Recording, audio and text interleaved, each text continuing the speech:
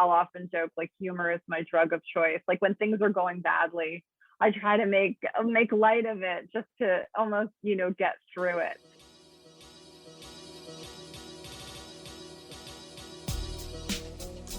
You are now listening to the Highlight Reel Builder for Authors, the podcast for those who want to advance into the business of immortality through authorship, the Going North podcast. I'm your host, certified self-leadership trainer and author of the best-selling book, Stay the Course, Daily Performer's 7 Secret Keys to Sustainable Success, Dom Brightman.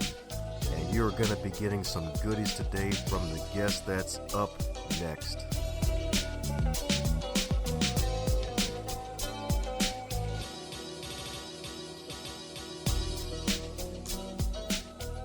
Today's podcast review highlight goes to Jules G. from New York, baby. That's right, indeed.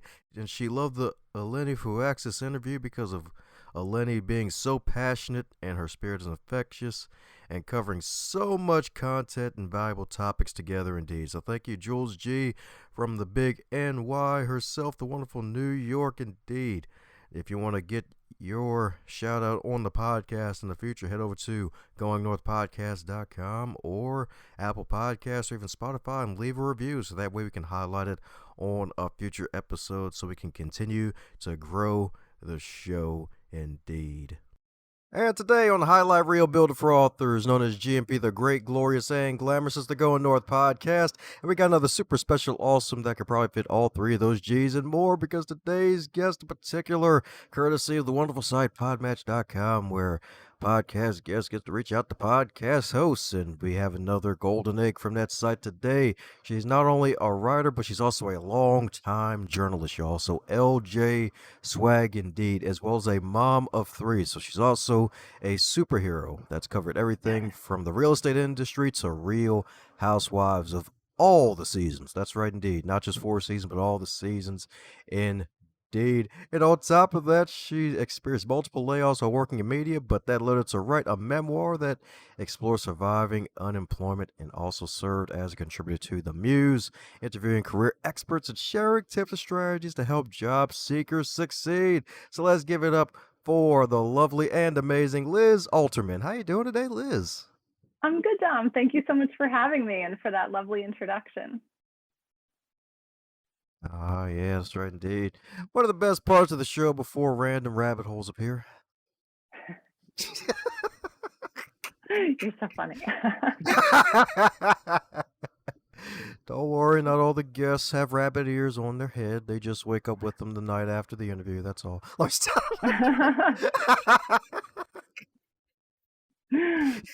going for a new look anyway. Sounds good. There you go. That's right. It could be glasses. It could be shades. It could be contacts. You never know. New looks everywhere. Oh, man.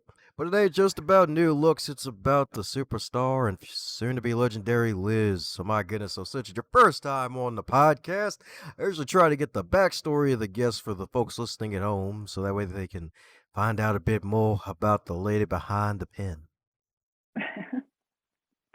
Thanks, Dom. So I'm happy to share a little bit about my journey to writing. I was an English major, and I always have loved reading and writing. And I guess when I got out of college, there weren't a ton of jobs in the publishing field, unfortunately. So sent out a million resumes, didn't really hear back from anything that I was hoping to get. But I landed in the financial industry and in customer service, and which for anyone who has spent time in a call center, I'm sure everyone knows that's a grueling way to spend your day, kind of just repeating the same thing over and over. And from there, I left and I tried my hand as a bond broker, where I was also on the phone all day making cold calls, which I say was actually great practice for the publishing industry, because there is a lot of rejection in cold calling. So you develop a thick skin pretty quickly. And after about a year of that, I realized that probably was not the right thing for me either. So got out a newspaper. This was, of course, before the internet, without revealing too much about my age. This was back when you sort of looked through the classifieds in the black and white newspaper print. And I found a headhunter who was looking for someone with a background in English and also finance. And so I felt like this was a great opportunity for me to put those two things together. So I applied, and that is how I found myself as an energy reporter. And what I like to say is that, if you go to a party, people, one of the first things they'll ask is, what do you do? And so at the time I would say, oh, I'm a writer. And, people right away are interested. They think of, let's say, Stephen King or Danielle Steele. They think it's going to be really glamorous. And then they would say to me, well, what do you write, Liz? And I would say, I write about natural gas and electricity and oil markets. And I mean, you could just watch their eyes glaze over. Nobody wants to talk about those things, certainly not in their free time. But from there, I stayed in that position for about 6 years. And then when I had my oldest son, I took some time away to be home with him, just mainly because, as I'm sure anyone out there who's a parent knows, the cost of daycare is, it makes it very hard to make it sort of almost worth going to work. I was commuting about an hour a day, and it would have been a really, really hard almost to kind of break even. And so I spent some time at home with him. And then by the time I had my third son, I decided I really wanted to try my hand at freelancing and do something where I could kind of work from home, almost make my own hours a little bit. So that's where I got into freelance journalism and kind of writing across the board, whether it was personal finance, since I did have that background in finance, or real estate. I dabbled in parenting essays. And then I did go on to have a couple of full-time jobs, but as we know from media, nothing is ever stable for long. So I was laid off a few times, and I don't recommend it to anyone, but I will say the more you do it, the more you can bounce back more quickly. And so I guess it was after my first layoff, which came in, I guess, January of 2014. My husband had been laid off about 6 weeks before, that I thought to myself, maybe this is such a strange time for us that, two people who had full-time jobs now find themselves kind of staring at each other. And I know there's that expression, I married you for better or worse, but not for lunch. And suddenly we were having breakfast, lunch, and dinner together and kind of staring at each other like, what are we going to do next? And so I started a blog just to kind of, I would joke that it was kind of like a diary chronicling my descent into madness as the winter progressed and we had no luck getting jobs. And then I decided, I guess I had, as a freelance piece, I was asked to interview the owner of a local writing school. And when I did, I asked her, what's your most popular course? And she said, memoir writing. And she said, everyone thinks that they have a story to tell. And it really got me thinking, okay, if I were to take that class, what story would I tell? And I thought, this is such a weird thing that we're both unemployed. And especially, we were in our 40s and we had 3 kids and a mortgage, and to try to scramble to reinvent yourself when, you can't really compete on a tech level with kids who are fresh out of college, or, it's just difficult. Especially, it really seemed like anyone who was about 22 or 23 could do what we were doing in media and do it for half the price and whatever, at a promise of a free happy hour or a birthday cupcake celebration. So it was really discouraging. And I tried to turn that into a memoir. And I wanted also to sort of prove to myself that I could write a longer work. And so I signed up and I took those classes. And as I say, that kept me honest, that I had to keep writing and keep delivering these pages to the class. And I was very fortunate to have wonderful peers. Not only were they exceptional writers in that group, they were such great readers that they were able to kind of pinpoint what was working, what wasn't working. And from there, I got an agent, and she was lovely. And we sent out the manuscript. And unfortunately, I guess by the time it was polished and ready to go, the economy was on a bit of an upswing. So people would say, there's really no market for this. No one's unemployed. Anybody who wants a job can get a job. But that's not really true when you think about the jobs they're talking about are, Mm-hmm. jobs without benefits or gig employment, things like that. You're not necessarily able to meet your mortgage payments or, care for your family the way you were when you weren't shelling out 1,500 a month for healthcare or things like that. So unfortunately, the book at that point didn't sell. But then I guess about a year or two later, a friend of mine who had written a thriller and had an agent mentioned Audible's pitch portal. And she said, have you thought about sending your memoir there? And I hadn't. And so I sent it. And it was kind of something that I felt like was only going to ever live on in my hard drive. So to have, or the iCloud, to have an opportunity to send it out again, I thought I've got nothing to lose. So I did. And within a month, I heard from an editor there that she was interested. And I have to say, I had to reread that email about 30 times. I was kind of wondering, is this one of my kids pranking me, making up a fake email to kind of bolster my morale? But so from there, I worked with a wonderful editor, and that memoir came out last November as an audiobook, and hopefully they'll come out in print maybe in the next year or two. But that's just a little bit about my journey of how I ended up writing a full-length piece, having gone from just 500 or 800 word freelance pieces. Oh, yeah, that's right. That's right, Dave. That's right, indeed. That's right. She graduated, y'all. That's right, indeed. She proved it to herself, indeed. That's right, indeed. She's like, screw this, y'all. I'm going to do something. I'm going to do something different. That's right, indeed. Right. Haven't done this ever. I'm going to do it now. It's like, ha ha, success is finally certain. Finally.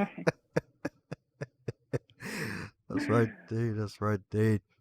It's definitely interesting though. So my goodness, like with all of that, all them years of journalism, doing all those 500 to 800 word pieces, graduating to nice thick tomes for the Right. dome, metaphorically speaking.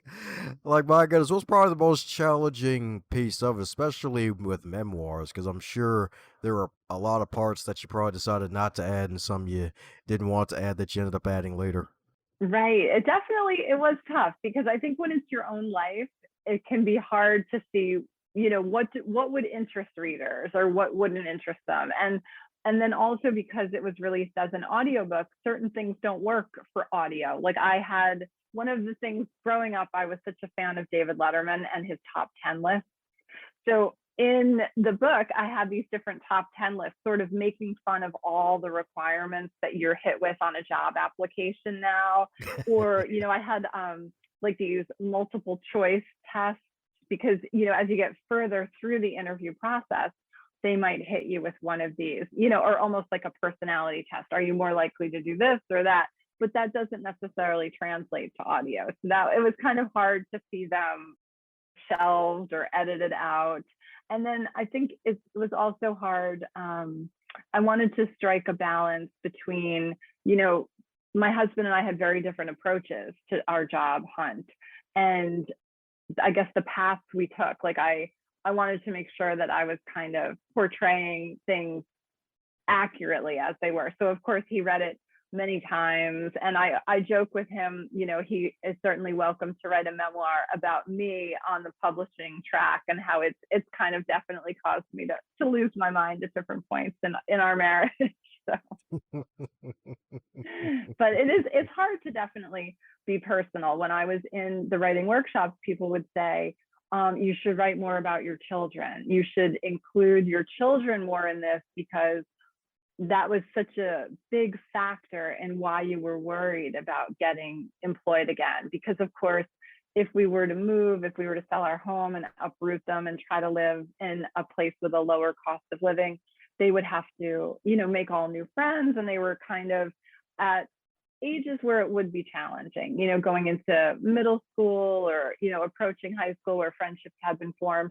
But I said, as a reader sometimes, and as a mom, I don't necessarily always love to hear minute details about everybody else's child. And I don't know that people want to hear about mine. And then I also was saying, I want to be respectful of their privacy because I'm writing this, but they might not be on board with it. So I want to kind of I want to definitely show that there was that pressure there, but at the same time be mindful of not sharing things that they might not want me to share, especially with them being really kind of too young to know or to weigh in. So I tried to strike that balance there, and that was challenging too. Yeah, because I definitely hear you. 'Cause it's like, oh yeah, the details. It's like, oh yeah, so the kid, they had like spiky hair, and each different strand had a different secret color. Even though it all looked blonde, there was some blue in there hidden somewhere. Like, I don't want to go that dark deep into the details. Oh man. So my goodness. So with, and I believe Sad Sack was the one that was just the audiobook that was actually accepted by Audible, right? Exactly, yes. Yes, indeed. Yes, indeed. Now, at the time of this recording, the most recent launch is The Perfect Neighborhood. So, my goodness, what led you to write that book and finally get it picked up? If I'm not mistaken, the publisher picked this up, right? Right, yes. Crooked Lane has published it in the US, and they've been wonderful to work with. And then in the UK, Legend Press has published it there. So it's what's been really fun for me is working with both teams. They've been so supportive on the marketing side and just really helping me kind of get the word out there. And then what was also fun for me is that they each have a different cover. So it's neat to see their each publisher's vision for the work. So that's been really great. But I guess I love reading thrillers or domestic suspense, psychological suspense type of books. So I guess I had an idea that came to me, and I thought, you know what, I'm just going to go with it. I'm going to try, and like I guess the characters and the plot had kind of been turning around in my mind for a few months, and I didn't have any other ideas coming to me. So after a while, I thought, you know what, if you're going to write a book, you might as well sit down and put all your ideas on paper and see if you're still interested. And so I did that. I guess I sat down for a few hours on a Saturday morning, and before I knew it, I had about 6,000 words, not coherent or beautiful or making any sense, but just notes for what could be future scenes, future chapters, notes about characters and the way they would interact. And so after that, I thought to myself, you know what, you got to see this through. Just start and see where it leads you. And so that's what I did. Ah, well, congratulations, indeed. So, indeed, so Oh, two thank you. different publishers. Woohoo! Sweet. So, how did that work out, especially with the UK as well? Did they just discover you online and offered you a deal, or did you have an agent that has international contacts? Like, how was that process? Well, you know what? I had actually accept unagented submissions. So I had submitted it to them at the same time I submitted it to Crooked Lane and a few other publishers. So I was very fortunate to have a handful of offers, and I loved the editors that I worked with on both sides. But I guess when I opted to go with Crooked Lane here in the US, the UK publisher said we would love to buy the rights. So I was able to connect them with the US publisher, and thankfully, knock on wood, everything has gone smoothly. And they've, because you hear so many horror stories, unfortunately, in publishing of things not working out or deals falling through. And so I've been very blessed and fortunate to have great teams on both sides of the pond, and it's been fun to see it come out in both places. Ah, that's what I'm talking about, and that's freaking awesome. That's a rarity too, because usually it's one publishing house nowadays. If folks usually publish their book, they're usually not two for the same book. But hey, since it's across the pond, knowing the laws, I guess they figured it out. Hopefully. Right. Yes, they have a rights division that handles it all for me, because I always joke that every time I see a contract, I just think, "Ooh, thank God I didn't go to law school," because I have to say, I find the legalese very intimidating, and you always wonder, oh, what am I agreeing to here? But it's yeah, the contracts are definitely daunting. So thankfully, they had someone handle all of that. That's what I'm talking about, indeed. That's what I'm talking about, indeed. So, what helped you to finally get this book finished? Did you set a schedule for yourself, or did you just wrote whenever, recorded it via audio or something? Like, what was your process to finally get it to hit that publish button, metaphorically speaking? Yes. Well, I again, I went back and I took a couple more workshops because that really keeps me writing. If I know, as we were talking about earlier, the importance of deadlines, if I know that a class is coming up on, 10 a.m. or 7 p.m. on a Tuesday, I'll get those pages written. Whereas if I'm not taking a class, I might tell myself, oh, you had a busy week. You'll catch up next week. You'll get those pages done then. Don't worry about it. And then, of course, we both know nothing happens. It doesn't get done. So I took the classes, but unfortunately, I signed up, I guess it began January of 2020. And then by March, COVID hit. And thankfully, the classes, we were able to keep going virtually because we had, again, I found that I was with wonderful writers and really just insightful readers who were able to help, make my work better with their suggestions. So that was great. So I took a few classes and then I guess I kind of finished it up on my own. And then I sent it to a developmental editor, Amy Tipton of Feral Girl Books, who I don't know if you'd ever like to interview her, but she is hysterical. And I think she would be a wonderful podcast guest. She's a former literary agent who founded her own developmental editing business. And she'll help you with anything from query letters to doing like a full manuscript overview, which is what she did for me. But I mean, she does so much more than that. She's really like a cheerleader, like someone in your corner who is just kind of like rooting for you. So even after this book came out last month, like she's out there on social media sharing about it, and she'll send me new opportunities. And that's actually, it's kind of funny. I'm trying to think, maybe let's say last winter, she sent me an email and she forwarded it, and she was letting me know that this publisher was looking for short stories for an anthology. And when I looked at the editor's name, I thought that name is so familiar. Why? So I Googled it, and it turned out it was actually a guy that I went to college with. And Oh so wow, I reached out wow. to him. We'd had a class together. Just as you were saying, it's such a small world once you considered how the internet puts us all together. So I reached out to him just kind of to say what a funny coincidence this was. And so he said to me, like, what are you working on? What do you have? And so we've been able to stay in touch, and it's just been a wonderful, like, surprise connection that, I reached out to Amy to help me fix this manuscript, get it in the best place possible. And she's just brought me, unique and new opportunities. So I can't say enough good things about her. That's what I'm talking about indeed. Sounds like someone who's 5 out of 5 stars. I freaking like it. That's right indeed. That's right Right. indeed.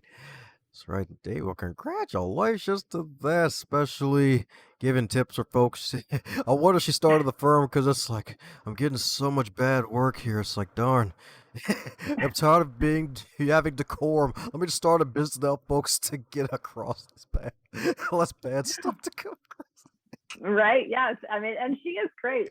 And you know what is great about her too? She's blunt. So she'll tell, like, she's not going to sugarcoat it, which, I mean, I think if you get to the point where you've finished a manuscript, like, as hard as it is to hear those criticisms, you need them because you don't want to have done all of this work for nothing. And so she's brutally honest at times, but she does it in such like as I say, like a cheerleading kind of, like, she's in your corner rooting for you, and that she's not going to give you any BS. She's not going to steer you wrong. So I really appreciate that. Ah, hooray. My kind of people. My kind of Right. people. Like, my goodness, yeah. A lot of time would be saved without the sugarcoating. It's like, I get it. I'm guilty of it Right. myself from time to time, but it's like, just give me the hard truth. I'll take the kick to the gut. I'll recover. Exactly, right. Especially in this business, I think you develop over time. You just want to hear the truth and move on, and fix what you can. Hope somebody else can help you fix the rest. Oh, yeah, that's right indeed. Especially when it comes to banana peels and flat tires. So, my goodness, my goodness. You actually even have a way of incorporating humor into tough topic. So, what helped you develop this skill, especially when it comes to writing? Because we all need some lightheartedness every once in a while. Right. Well, I guess I would credit my parents who definitely had a lot of humor growing up. My mom was always quoting Irma Bombeck or Dave Barry. And I think my dad would often put kind of like his own unique spin on things in a comical light. And so I think growing up with that, and I think too, like I'll often joke, like humor is my drug of choice. Like when things are going badly, I try to make light of it just to almost, get through it. And I think for me too, in addition to Irma Bombeck, like I've been such a fan of Nora Ephron's writing, someone who, took definitely hard life. I don't know if the word is lessons, but hard life situations and really turned them into such hysterical copy and, was able to take darker moments and make them relatable and humorous. And I think that's what, people who are in similar situations, if you can kind of lighten it up and show that, maybe it's not all bad. I think it can kind of offer a lifeline to people. That's what I'm talking about, indeed. That's right, indeed. We always need those lifelines, indeed. That's right, indeed. That's right, indeed. Especially if you want to become a millionaire, you only get those four options. That's right. Yes.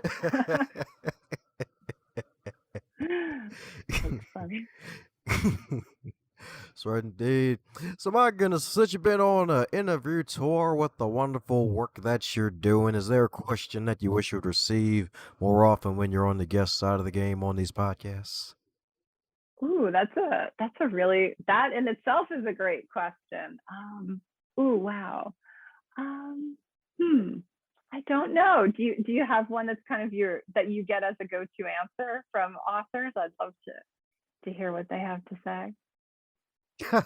Surprisingly, there depends on the guest. Of course, there's the occasional cheeky person who's like, "Oh yeah, so I want how much do you want to put on his blank check for to come in to speak to your organization?" That classic question. Get the Oh, that's cheeky answer very like that every funny. once. Yeah, that's a good one. I don't know. Now you're gonna have me like awake all night thinking what would be the one question I wish had been asked. Hmm. Ah. Well, here's a fun one for you then. So, if your book, The Perfect Neighborhood, if it was a food, what would it be and why? Oh, that is a great question. I think it would be a juicy steak because I would say the people in it are definitely juicy, sharing lots of gossip. It's a little salty. Not everyone is getting along, and I would say meaty because you're getting a lot of details about everybody's life in there. But I like that question. Ah, it's juicy indeed, y'all. That's right, indeed. So you can get all the protein. But yeah, you ain't Right. kidding, yeah. Because I listened to about halfway through the audiobook, and I think chapter two alone was like 54 minutes. I'm like, oh, God. Oh wow. Okay, I didn't even know that. That's good. Good. Wow. Yeah. It was like, oh, shoot, for real? All right. Like I'm Wow. glad All the right, I'm phone gonna is have to go cooperating. check that out. I don't think I realized it was that long. That's funny. Yeah, good times. Good times indeed. Good times indeed. So do you think you'll ever pick up voice acting for your work in the future? I don't think so. I narrated my memoir Sad Sack and I struggled with it. I have to say, I was really hopeful that they would hire a professional for it, but I guess over time they sort of convinced me that listeners enjoy hearing the author read their own work when it's a memoir. But I sort of, if I could travel back in time, I would probably take maybe some comedy classes to work on comedic timing, maybe some voice lessons, something like that. Because especially, I just recently listened to the audio of Thank You for Listening by Julia Whalen, and it was fantastic. She is able to do so many different voices. She has a character with an Irish brogue. She does a little old lady voice for her grandmother and her grandmother's friends. And I mean, such an amazing range. Like it really blew me away. I have to say, even during the recent heat wave, I was out there taking long walks just to keep listening to this audiobook. That's how great it was. So I don't think I could ever compete with the talent that's out there. And I was very impressed with the cast that was hired for the audio version of The Perfect Neighborhood. I thought just when I heard it, to hear them bring it to life, I felt like just in awe of their talent, because it's definitely something I don't have in my arsenal. But I disagree. I enjoy listening to your voice. So hey, besides, you got a oh, lot of thank you. positive reviews to your first book too. Of course, you have your negative Nancy's, but that's everywhere. But hey, it's freaking Right. great. Oh, So, thank you. Thank you. Yeah, there are very harsh people out there, and you have to wonder if just the internet and the anonymity, would somebody come up to me at the grocery store and say like, "Wow, you really should have hired a pro." Actually, I did have one woman say to me like, I think they should have gone with a professional. And I mean, what can you say to that other than, all right, thanks for that. thanks, thanks for your honesty. But what are you gonna do? yeah, that's right. Just got to deal with it.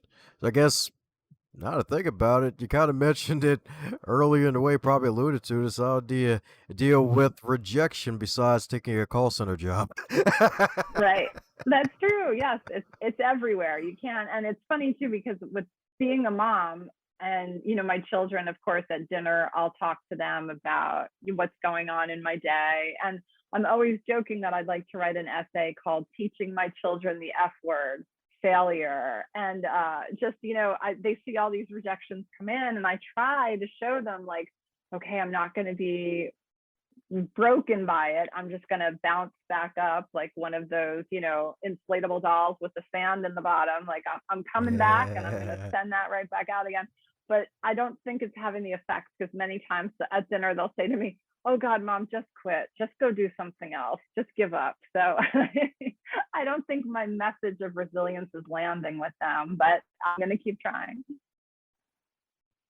Don't worry, you got this. You got this. It's like, hey, got your audio out there, got three different ones, or at least, well, then again, three by the time this releases. But yeah, and you got some stuff in the works. So speaking of work, so any idea what to expect from Liz in the future? Are you going to stay in the thriller genre route, or are you going to go a completely different route?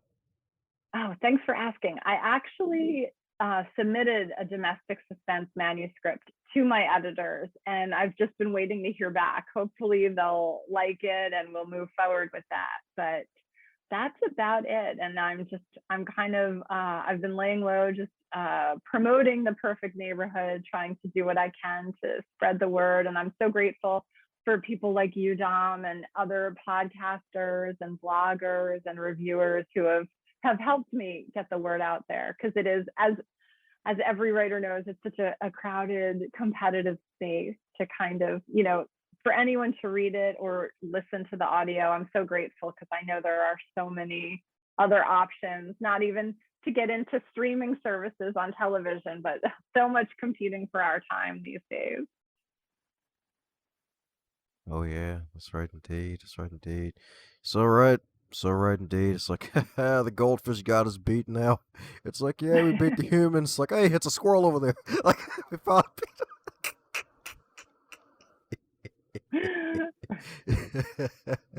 So any words of encouragement for the distracted writers out there, since you finally got to hit the done button and you got this wonderful suspense novel to your editor?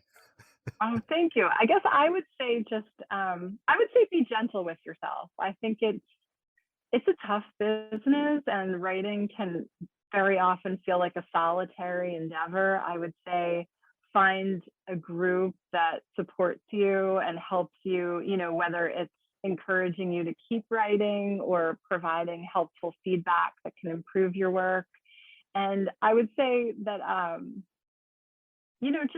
just believe in yourself and your unique voice, because while there are other people out there who, of course, are getting agents and getting deals and whatever, that doesn't mean that your deal or your agent, that's not out there for you. I would say just keep going, and rather than feeling maybe envious or bitter, like why hasn't it happened for me, just think, someday that will be me if I just continue and persevere.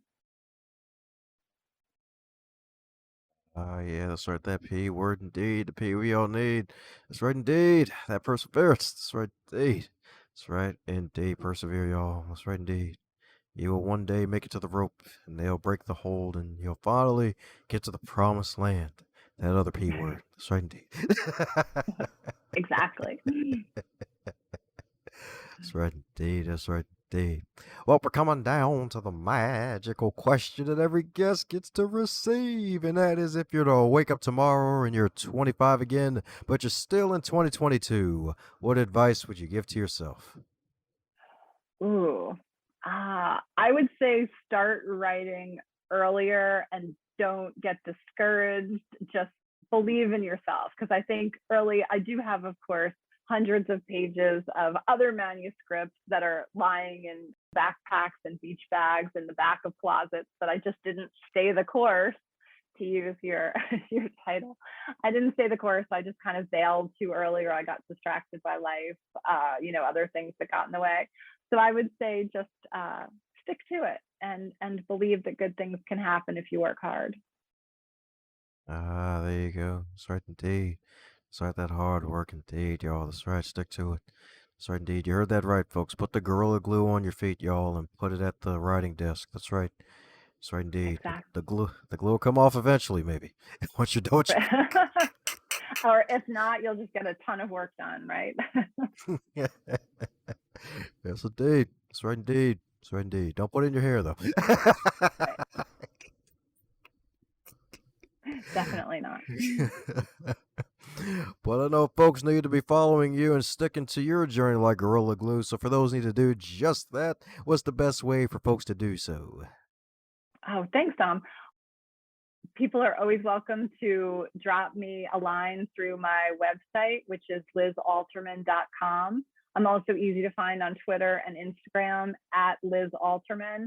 And for anyone who chooses to read any of my books, I'm always happy to pop into a book club if they choose it. I'm so grateful for readers who have spent their time, and if they choose to buy it, their money. I'm a big library advocate, so I always say, like, if you don't want to pay for it, don't feel like you have to. Just ask your library to get it for you.